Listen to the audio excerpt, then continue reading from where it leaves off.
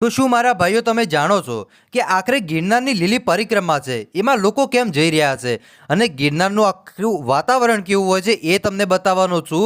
તો ચાલો મારા ભાઈઓ હવે વિડીયોની શરૂઆત કરી નાખીએ છીએ. ગિરનાર એટલે જંગલ, નદીઓ અને એક એવું વાતાવરણ કે જ્યાં કદાચ આપણને એવું થાય કે અહીંયા જ આપણે કદાચ આખી જિંદગી રહેવાનું હોય તો બહુ મજા આવે. કેમ કે ગિરનારની લીલી પરિક્રમા છે એ કારતક સુદ 11થી પૂનમના દિવસ સુધી રહેતી હોય છે, જેમાં લાખો ભાવિકો છે એ એકાદશીના દિવસે દામોદર કુંડમાં સ્નાન કરે છે અને ત્યારબાદ તેઓનું રાત્રિ રોકાણ હોય છે એ ગિરનારની તળેટીમાં જ હોય છે. તમને ખબર છે કે જે લીલી પરિક્રમા છે એ જૂનાગઢમાં દર વર્ષે યોજવામાં આવે છે. દિવાળી પછી આ પરિક્રમા છે એ ચાલુ થઈ જતી હોય છે, કેમ કે લાખો ભક્તો હોય છે એ આ પરિક્રમા કરવા આવતા હોય છે. તે જ રીતે અત્યારે પણ આ પરિક્રમા ચાલી રહી છે, જેમાં લાખો લોકો જે આ પરિક્રમામાં જઈ રહ્યા છે. આ પરિક્રમાનો જે રૂટ હોય છે એ 36 કિલોમીટરનો હોય છે.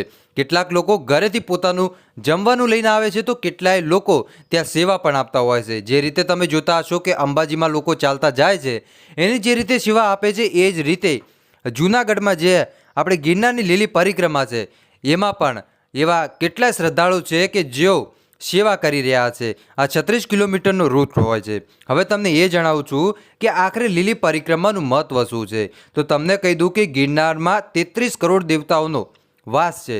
એટલે કે જો તમે આ 36 કિલોમીટરનું અંતર કાપો છો તો તમે 33 કરોડ દેવતાઓના દર્શન કરી લીધા છે. કેમ કે તમારે આ ગિરનારની પરિક્રમા છે એમાં સાહેબ 33 કરોડ દેવતાઓનો વાસ હોય છે.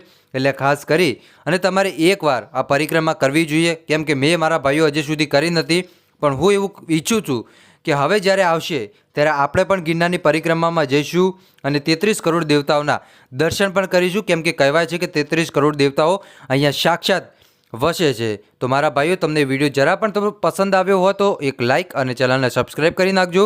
બસ આજ માટે આટલું જ રાખીએ છીએ અને કમેન્ટ બોક્સની અંદર જય ગિરનારી જરૂર લખી દીજો. બસ આજે માટે આટલું જ રાખીએ છીએ. મળીએ છીએ નવા વિડીયોમાં. ત્યાં સુધી બધાને જય માતાજી, જય દ્વારકાધીશ.